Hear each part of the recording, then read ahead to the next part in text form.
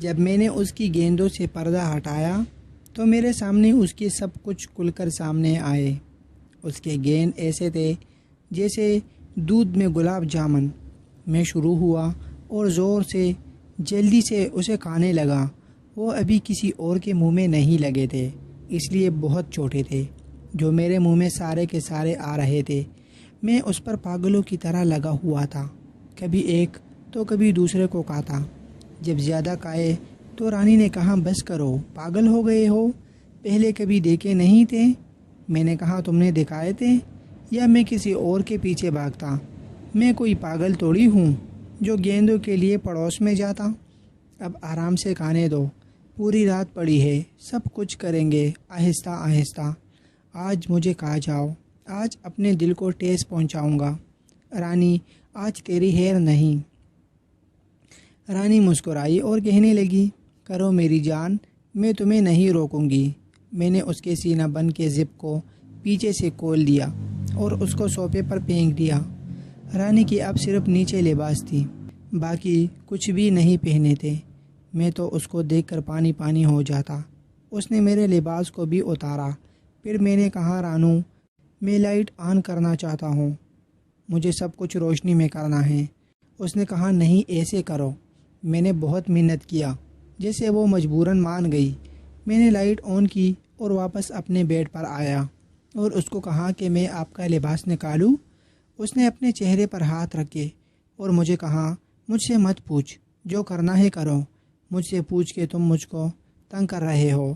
میں نے کہا تنگ نہیں کر رہا، بس آپ سے اجازت لے رہا ہوں، اس لیے پوچھ رہا ہوں۔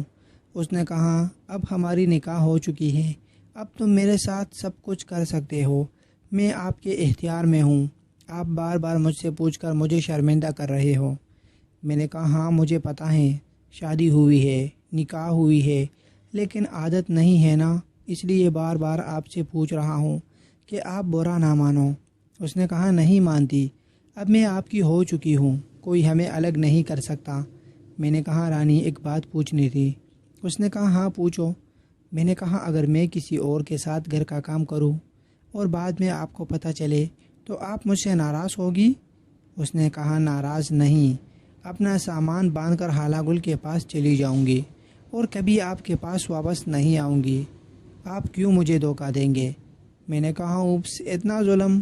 اس نے کہا ایسی باتیں نہ کرو، تم کبھی کسی اور کے پاس نہیں جاؤ گے، جب تک میں زندہ ہوں آپ کو کسی اور کے پاس جانے کا وقت نہیں دوں گی۔